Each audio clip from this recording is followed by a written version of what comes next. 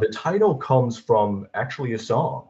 It's the lyrics of the song, the Internationale, which was the national anthem of the Bolsheviks, the early Soviet Union. It was the national anthem of the Chinese Communist Party during the Chinese Civil War. And today, under Xi Jinping, that song is sung as the closing number at all major political events. And there's a couple of lines in there that really stood out to me. One is that we must be masters of the world. There's a line in the song that says that repeatedly. There's another line that says, this is the final struggle. All communists must join together to achieve the Internationale, which of course is code for world socialism. And that kind of language really struck me as being very interesting, very strange.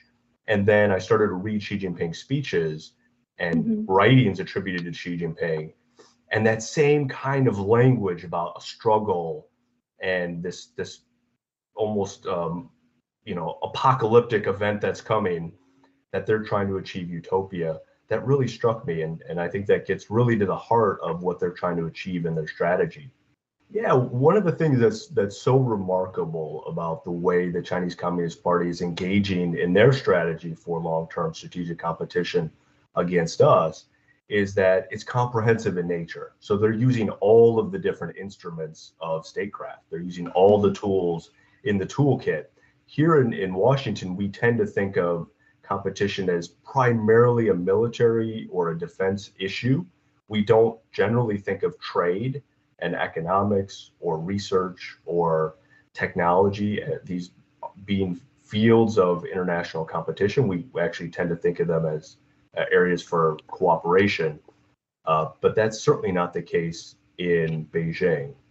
Those that walk the halls of power in Zhongnanhai have this view that their strategic objective is very difficult. It's going to be very difficult to achieve, and they're up against a very formidable adversary. And so they have to use all of the tools at their disposal.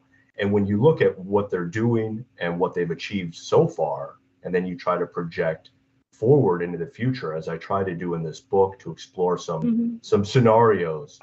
One of the things that I found very concerning, very disquieting, was the idea that we here in the United States could actually be losing. We could actually lose, that the People's Republic of China is far more powerful than the former Soviet Union. They're far more powerful than Nazi Germany, for example, or the Empire of Japan that we faced in the 1940s. We've never faced another superpower as capable as the PRC. And I think if we just take it for granted that we will win without much effort, I think that we're going to be in trouble.